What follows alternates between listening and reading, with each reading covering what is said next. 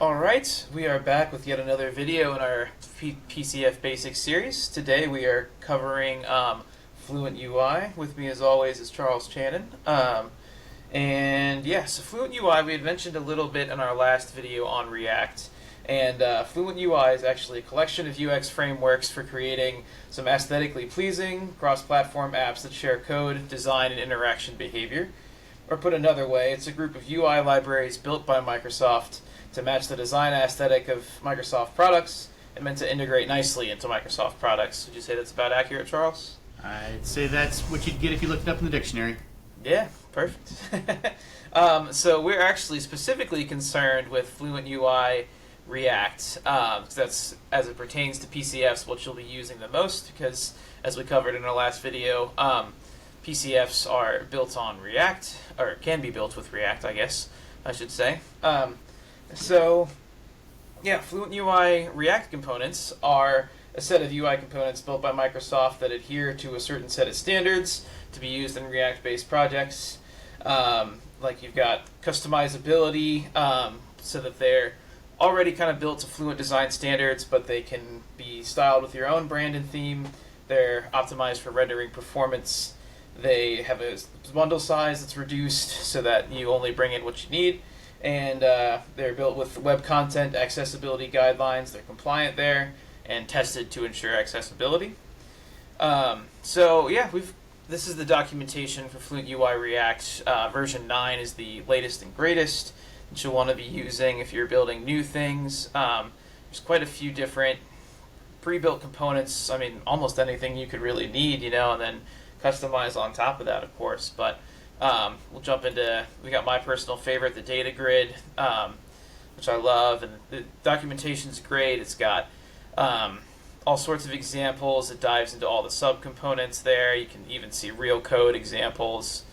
I guess that's one important thing that we can note is previously in Fluent, right, Charles, you would pass a whole bunch of props to your components. But let's see, Fluent 9 is sort of rewritten in a way that you have sort of subcomponents. So if you look in here, for example, we've got data grid, right? Then you'll have data grid header and data grid row and data grid body, things like that.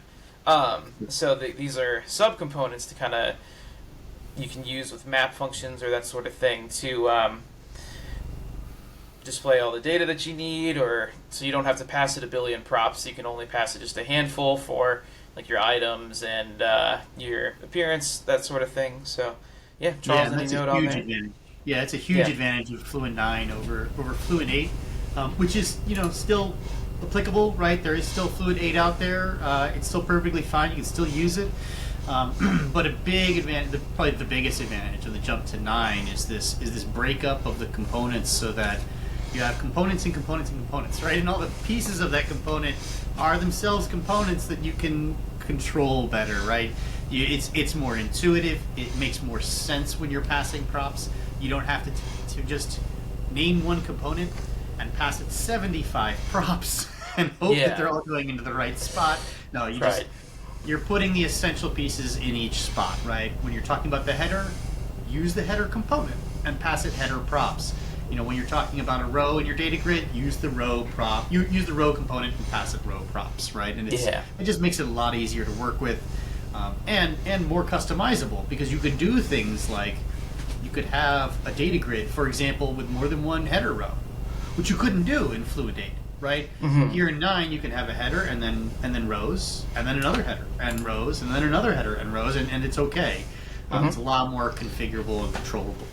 Yeah, and to kind of illustrate that example a little bit, I pulled up the documentation for Combobox. Everybody knows combo boxes. Everybody loves combo boxes. So right here we've got, you can select cat, dog, and the way that happens is actually, we'll dive into the code real quick. You've got options right here, right? And then you have Combobox as the overarching component, and then you have in here your options, and the options is tied into a map function, which will take all the different options and then render them as their own individual option. So that's a really good example of your component and subcomponent thing. Yeah, it shows really how you can control that stuff, right? If you wanted to have, I don't know, one of those rows be red and not any of the others. Well, great, just do it in your map function there, right? Yeah. If this condition, make it red, right? And Right. you have that control. It's very obvious where it's going. It's much easier to read this code than some very large, complicated data object you're just shoving into a prop called data or something. Yeah, you can kind of see that concept here in the disabled statement that they already have here, the disabled prop, where if the option is equal to ferret, then it's going to be disabled, which we can even see right here. Ferret is actually grayed out. So yeah, similarly, like Charles said, if you wanted to make it red, you could, have a, I guess, color prop, right? And then if, it's a certain option, then bam, you make it red. Yeah. Yeah. And then one quick thing, if you've been working alongside of us with our videos that we've been creating, you will also notice that we've actually already used a little bit of Fluent.